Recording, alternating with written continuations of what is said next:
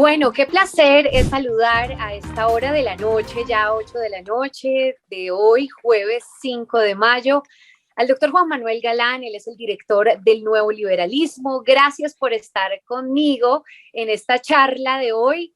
Hay muchísimos temas y qué dicha poderlo tener hoy, Juan Manuel. Muchas gracias, María Camila, por la invitación. Un gusto y un privilegio estar acá y saludar a todos los seguidores en redes. Bien, doctor Galán, quiero empezar con lo más reciente que ha pasado, y es el tema del candidato presidencial de la coalición Centro Esperanza, el doctor Sergio Fajardo, que ha dicho hoy en una rueda de prensa, salió a decir, mire, yo por lo menos hasta el 29 de mayo me voy solito, sin alianzas. Ahora, el que quiera entrar a apoyarme, bienvenido sea, pero me voy solito hasta ahora. ¿Cómo ve estos 25 días que quedan en esta contienda electoral y a ese Sergio Fajardo solito hasta el final?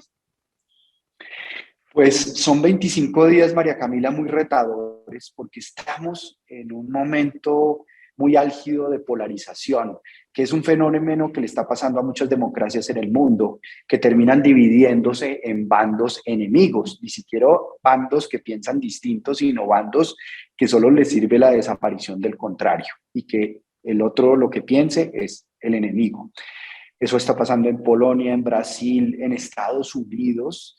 El tema del aborto en este momento, por la manera como están tratando de reversar una jurisprudencia de la Corte Suprema, pues está generando una polarización porque 25 estados de Estados Unidos terminarían penalizando el aborto. Es un ejemplo de lo que puede causar la polarización como bloqueo político, como aumento de los crímenes de odio, de la violencia. Y pues Colombia nunca ha sido ajena a la polarización. Este fenómeno que creemos es nuevo para Colombia, en el siglo pasado nos costó 300.000 muertos de la violencia entre liberales y conservadores, que eran los dos partidos tradicionales enfrentados violentamente entre sí. Entonces, este ambiente es un ambiente muy complejo y muy duro, en donde yo creo que el país lo que necesita es la construcción de acuerdos. Acuerdos de Estado, acuerdos de país, acuerdos de nación, como lo queramos llamar, pero acuerdos que nos permitan avanzar en reformas y transformaciones que Colombia necesita para que los colombianos puedan solucionar sus problemas del día a día, que padecen todos los días por falta de respuestas del Estado y de la política. Y el único candidato que podría construir esos acuerdos, porque tiene el talante, tiene el equipo, tiene la propuesta de gobierno, es Sergio Fajardo, que podría unir al país y acercar puntos distintos alrededor de esos acuerdos. Cualquiera de los otros que elija el país, especialmente los dos candidatos que están punteando en las encuestas, Gustavo Petro por un lado, Federico Gutiérrez por el otro, generarían polarización, más conflicto, más confrontación. Y eso es lo que está viviendo, por ejemplo, Estados Unidos, donde no pueden sacar una sola ley en el Congreso porque hay un bloqueo entre las fuerzas políticas representadas en el Congreso. Entonces, por eso estoy con Sergio Fajardo, no solamente por honrar un compromiso, cumplir la palabra de la consulta presidencial, sino porque tengo la convicción de que Sergio Fajardo y el gobierno que lo rodearía y lo acompañaría sería lo que permitiría que Colombia encuentre propósitos de país. Doctor Galán, ¿qué cree que va a pasar con, por ejemplo, el apoyo del ingeniero? Estábamos así como a la expectativa de si se iban a unir o no. El ingeniero nos dijo en días pasados que tal vez iba a depender el tema de las últimas encuestas y que el perdedor tal vez debía retirarse para apoyar al ganador de esas encuestas entre ellos dos. Pero Fajardo no se va a retirar y Rodolfo Hernández tampoco hasta el momento. Entonces, ¿qué va a pasar con ese apoyo que podría ser importante en temas de votos para el candidato Fajardo? Sin lugar a dudas, hay puntos que podrían ser coincidentes entre ambos candidatos que podría generar esa alianza, pero hay unos temas políticos y jurídicos que para mí no están del todo claros. Por ejemplo, Rodolfo Hernández se avaló con un movimiento significativo de ciudadanos, recogió unas firmas y esas firmas le dieron a él un aval para que vaya hasta el final como su candidato avalado. Y Sergio Fajardo pasó un proceso de consulta presidencial donde los colombianos que votaron por él en esa consulta le dieron el aval para que vaya hasta el final como candidato que representa a la consulta y a la coalición Centro Esperanza.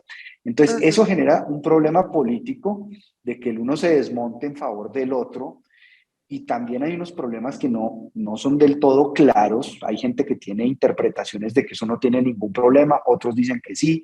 La reposición de los votos, es decir, las penalidades por desmontarse de una consulta popular, lo que eso le costó al erario, a los colombianos contribuyentes le costó esa consulta pues cuantiosos recursos. Y pues eso tiene unas penalidades que para mí no están del todo claras, y por eso creo que tendría Sergio Fajardo sí o sí y el ingeniero Rodolfo Hernández sí o sí que ir solos hasta la primera vuelta. Y a Ingrid, ¿cómo la ve? Después de todo lo que pasó en el centro, lo que le hizo al señor Humberto de la Calle, lo que pasó con el mismo Fajardo, porque pues al final terminó afectándolo con el tema del apoyo, en fin. ¿Cómo la ve después de que hace todo esto y hace pocos días, hace 2 días, dice que el centro y hace una petición de que el centro debe unirse? ¿Qué pensar sobre Ingrid? Bueno, es difícil para mí esta respuesta, María Camila, porque Ingrid Betancourt pues es hija de Yolanda Pulesio, que fue una persona muy cercana a mi padre, que inclusive estuvo al lado de él cuando lo asesinaron y lo acompañó por los puestos de salud que mi papá recorrió antes de morir en el hospital de Kennedy. Y pues nos ha unido una relación de amistad entre las familias muy cercana, aunque pues después del secuestro de ella realmente pues poco nos vimos y poco nos hablamos, pero lo que yo veo políticamente es que pues ella le hizo un daño tremendo al centro, tremendo, porque todo eso que ocurrió con Alejandro Gaviria en público, pues realmente hizo ver que el centro de alguna manera no podía encontrar acuerdos mínimos, básicos, entre los que estábamos representando. Además, yo recuerdo que cuando se organizó ese cónclave, que fue una idea de Juan Fernando Cristo, para traer a Alejandro Gaviria a la coalición Centro Esperanza, la que más presionó internamente en la discusión ese día que tuvimos fue Ingrid Betancourt para cerrar un acuerdo con Alejandro Gaviria.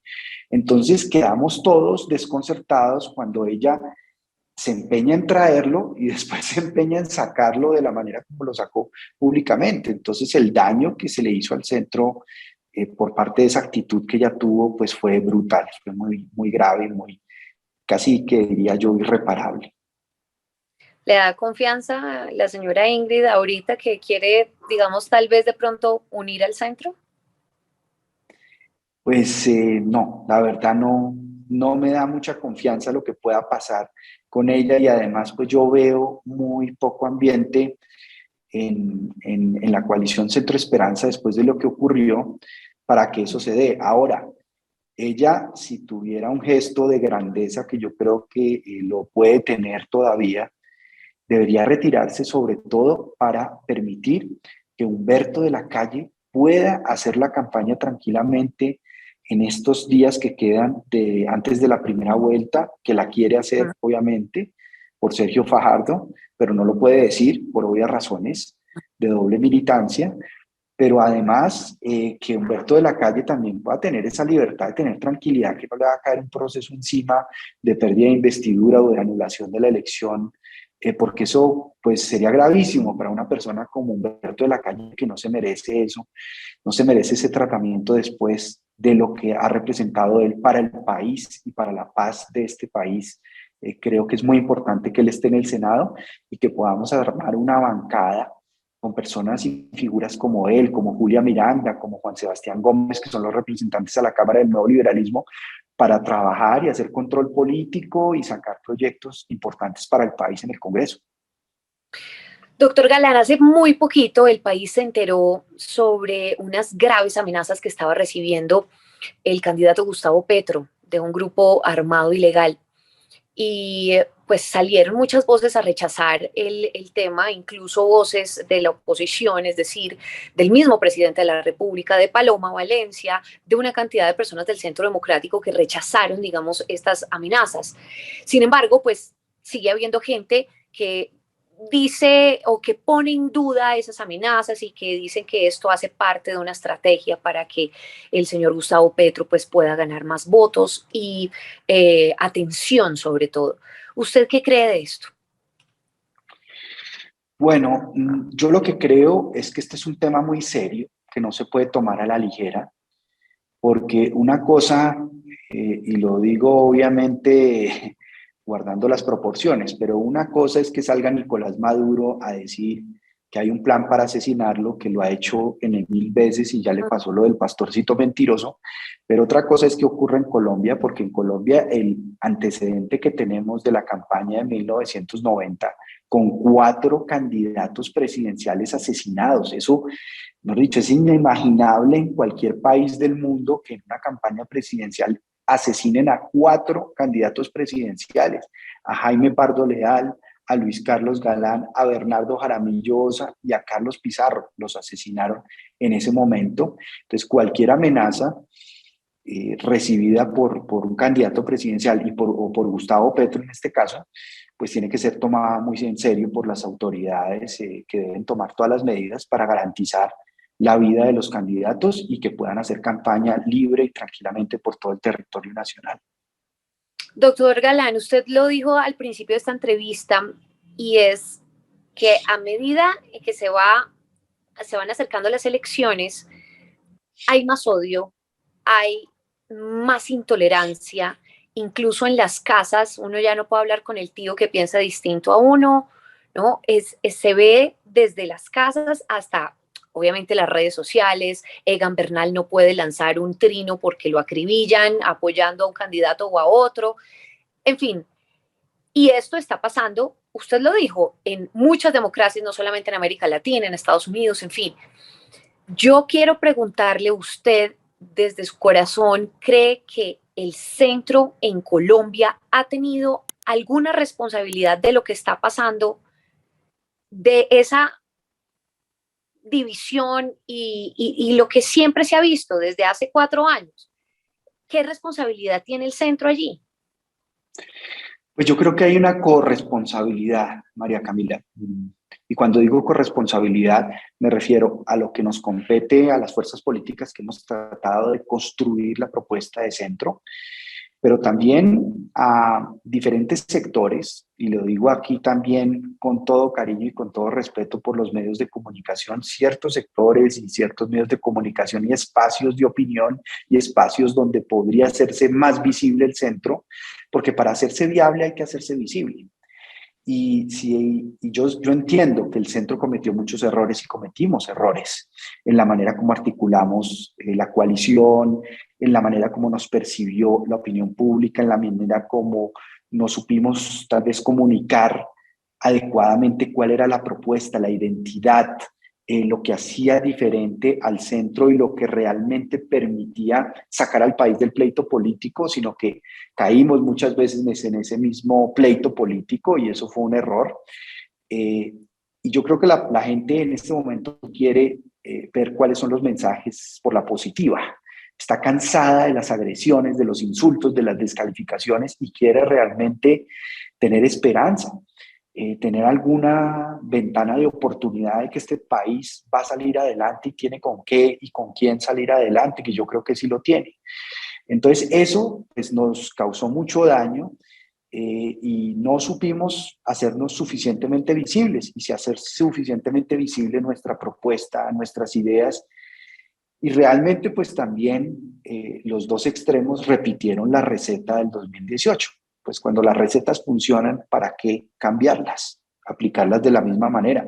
Cuando uno ve, por ejemplo, el candidato Fico Gutiérrez haciendo cabecitas con un balón o mostrando sus dotes igual como los mostraba Iván Duque en su momento, pues se nota que están siguiendo una receta exactamente igual. Entonces, pues el reto, como lo tuvo, por ejemplo, Francia, el señor Macron logró posicionar al centro. No logró el señor Mélenchon, que era como el Gustavo Petro de Francia, ni tampoco la señora Le Pen, que es como el uribismo, duquismo, fiquismo acá en Colombia, no lograron captar, sino que logró posicionarse él como presidente centrista, como presidente liberal de centro. Entonces yo veo que eso fueron algunos de los errores que cometimos sin lugar a dudas.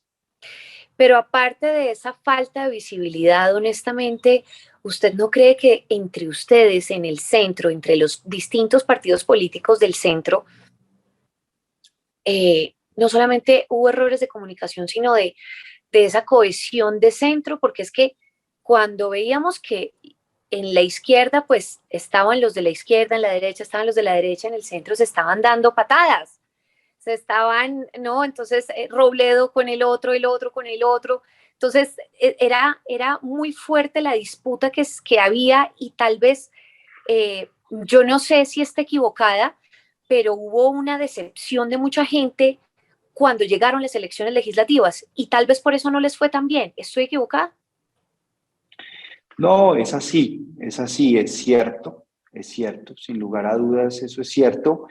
Y nosotros hemos debido concentrarnos mucho más en debates de ideas y de propuestas.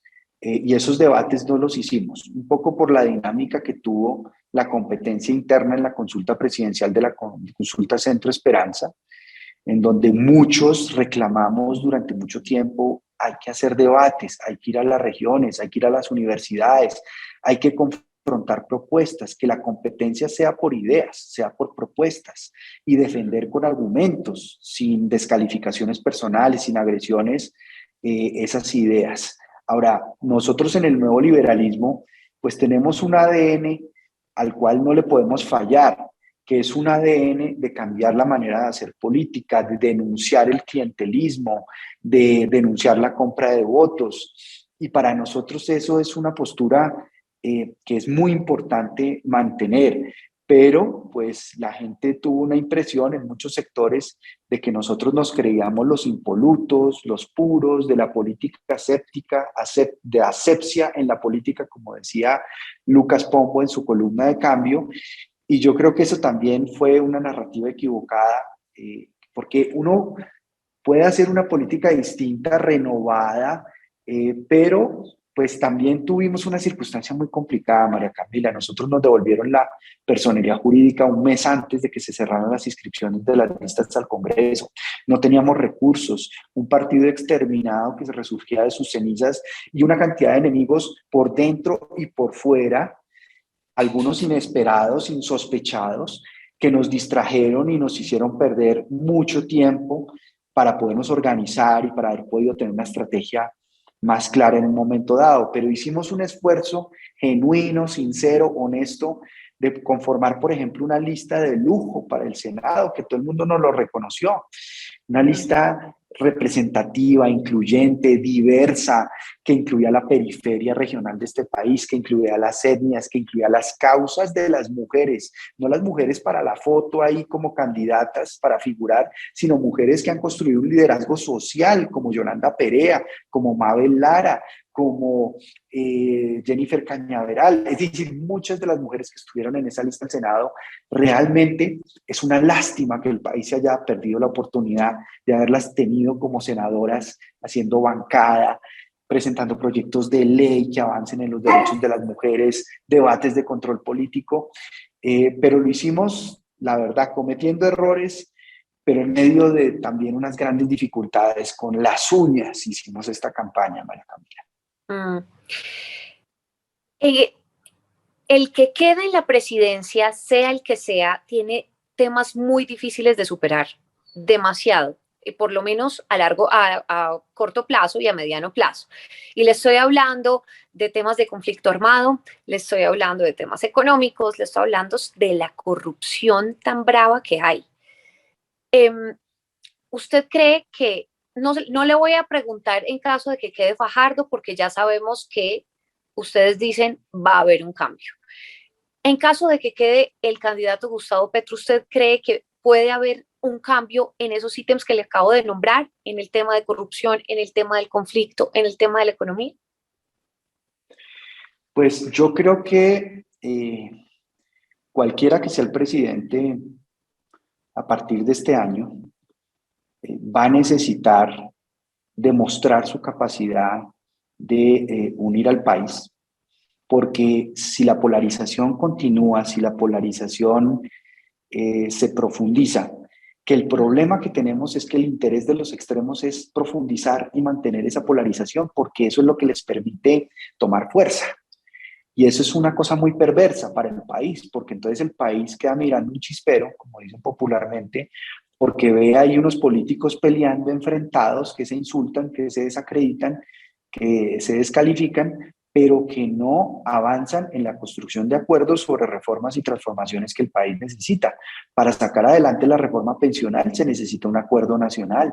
Para sacar adelante la reforma a la justicia, que es lo que va a permitir combatir la impunidad, para combatir la corrupción, se necesita un pacto de país, un acuerdo nacional, porque el Congreso no ha podido sacar adelante una reforma a la justicia y cuando la ha tratado de sacar adelante, pues con unos adefesios terribles que ha tocado hundirla.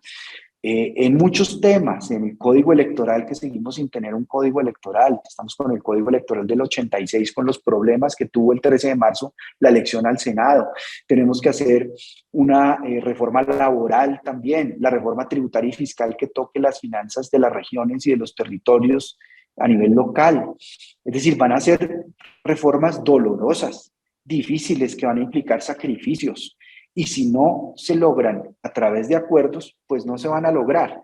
Y el problema es elegir la polarización en cabeza o de Gustavo Petro o de Federico Gutiérrez, porque ahí vamos a estar en un bloqueo en donde el país no va a avanzar y va a perder 4 años y este país no se puede dar el lujo de perder un segundo de gobierno. Después de todas las encuestas que han salido, doctor Galán, después de lo que pasó en las elecciones legislativas, después de lo que hemos visto, de esta polarización, de estos odios, ¿usted honestamente cree que el doctor Sergio Fajardo puede ser presidente? Pues yo creo que tiene una responsabilidad con el país y la tenemos todos los que estamos con él. Y es hasta el final hacer todo lo que esté a nuestro alcance para llegarle a los colombianos con una propuesta de cambio, de transformación para el país, pero responsable, con un equipo de gobierno de altísimo nivel, porque es que el grado de degradación que ha tenido los cargos ocupados por este gobierno, por ejemplo, los ministerios, los directores de institutos descentralizados, todo lo que es la estructura del gobierno nacional, ha caído a un nivel lamentable, lamentable. Y el país tiene que recuperar porque tiene mucha gente técnica, valiosísima, preparada, con experiencia, capaz de sacar el país adelante. Y esa gente está con Sergio Fajardo, estaría en un gobierno de Sergio Fajardo. El gran problema que tienen los otros dos extremos es que como son alrededor de unas figuras, unos caudillos, esos caudillos, esas figuras no tienen unos equipos porque no les interesa fortalecer gente alrededor de ellos que los pueda opacar en un momento dado. Eso lo hizo Álvaro Uribe Vélez, eso lo hizo Iván Duque. Entonces, tener en el Estado gente capaz, y por eso yo creo que tenemos un deber y una responsabilidad con el país para llevarle esta propuesta hasta el final. Las campañas electorales son como los partidos de fútbol, es decir, lo único que se sabe que es cierto es lo que ya pasó y cuando el árbitro pita la terminación del partido. Y esto hasta el final hay que trabajar, hay que insistir en la propuesta, hay que revisarse todos los días qué está fallando, qué tenemos de aciertos, pero yo creo que el eje de la campaña de Sergio Fajardo, que es la educación, todo el mundo reconoce que es el mejor instrumento de transformación de este país es la educación. ¿Y cómo convencer a esa persona que nos está viendo al otro lado de su pantalla de celular, al otro lado de su pantalla de su iPad? ¿Cómo convencerlos para que voten por el candidato que está apoyando el nuevo liberalismo, la coalición Centro Esperanza, el doctor Sergio Fajardo, que tal vez que tengan miedo y digan, no, pero es que como no va ganando en las encuestas, entonces, ¿como para qué? Como que pierdo mi voto. Eso pasó mucho con Humberto de la Calle hace 4 años. ¿Qué decirle a esas personas que para esta primera vuelta dicen, no, es que, pues, ¿para qué? Yo lo que les diría es que voten sin miedo, que voten a conciencia, que voten libremente, que examinen a los candidatos, examinen su trayectoria, examinen su hoja de vida, examinen su propuesta, su plan de gobierno. El mejor plan de gobierno en este momento es el que ha elaborado y ha construido Sergio Fajardo, porque logró integrar parte de los programas de gobierno que cada uno construimos como precandidatos, propuestas de Alejandro Gaviria, propuestas de Carlos Amaya en el tema de agro, la propuesta que yo presenté de acabar con la Procuraduría y reformar los organismos de control, también la reformulación de la política de drogas.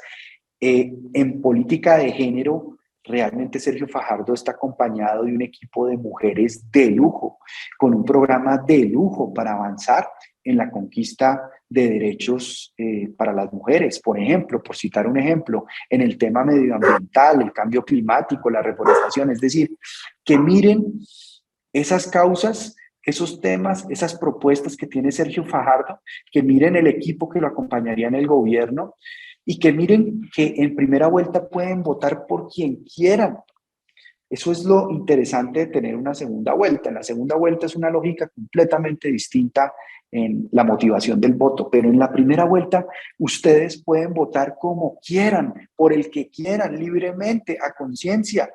Y yo creo que si ustedes hacen ese ejercicio de tener una introspección a conciencia cada uno y mirar la propuesta de Sergio Fajardo, estoy seguro que se van a convencer que es la mejor propuesta para el país y porque puede unir al país políticamente, porque lo puede facilitar la construcción de acuerdos para que saquemos adelante las reformas que este país no puede seguir posponiendo más. Bueno, doctor Galanilla, para finalizar, como diría mi jefe, vamos a tratar de meterlo en problemas. En caso de que no quede Sergio Fajardo, Por el favor, no nuevo me vas a poner a decir liberalismo. quién es traidor y quién es no traidor, por ¡No! favor. Lo va a meter en peores problemas. Sí. No, mentiras. Dios. Mire, en caso de que no quede el doctor Fajardo, el nuevo liberalismo consideraría más afín irse con el doctor Federico Gutiérrez o con el doctor Gustavo Petro. El nuevo liberalismo, María Camila, va a tomar una decisión como partido, una decisión institucional, una decisión en donde nos vamos a reunir y como partido, con liderazgo colectivo, aquí no fungiendo yo como jefe único y exclusivo del partido, le voy a determinar para dónde va el partido, sino que aquí somos un colectivo de liderazgo político en donde confrontamos ideas, maduramos posiciones y las asumimos unidos, sólidos y coherentes con la línea que hemos defendido de construirle a Colombia y de contribuir a construirle a Colombia una renovación de la política, pero no de caras, sino de costumbres, de cultura política, de que la política se puede hacer sin comprar votos, de que la política se puede hacer sin traficar con los empleos públicos y los contratistas. En fin, el mensaje y el ADN del nuevo liberalismo, el legado de Luis Carlos Galán, de Rodrigo Lara Bonilla, que nosotros no podemos traicionar. Es una colectividad, pero usted, como Juan Manuel Galán, ¿con qué campaña se ve más identificado? ¿O se va por el blanco también, que se vale? Pues yo haré ese análisis que he invitado de introspección, de conciencia a cada votante que nos está viendo en este momento para la primera vuelta.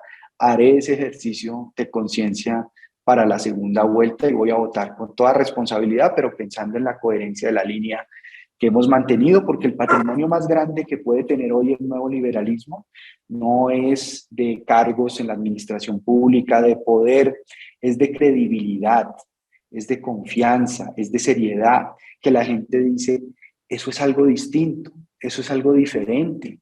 Pero si nosotros terminamos en el juego de los partidos tradicionales que se acomodan para un lado por el otro según su conveniencia coyuntural, pues dilapidamos ese capital de credibilidad y de confianza y de coherencia que tanto nos ha costado construir, y en eso pensamos todo el tiempo para tomar decisiones de ese estilo. No me dejó meterlo en problemas. Bueno, conversamos en segunda vuelta si quiere. Para la segunda vuelta conversamos, Perfecto. volvemos a conversar. Ahí sí que me metes en problemas. Sí. Juan Manuel Galán, muchísimas gracias por haber estado conmigo en esta pequeña charla. Hablamos de todo y qué maravilla tenerlo acá como invitado. No, pues gracias por la invitación y la oportunidad, María Camila, y a todos los que siguen a María Camila, un saludo muy afectuoso. Chao, chao. Chao, chao. Chao.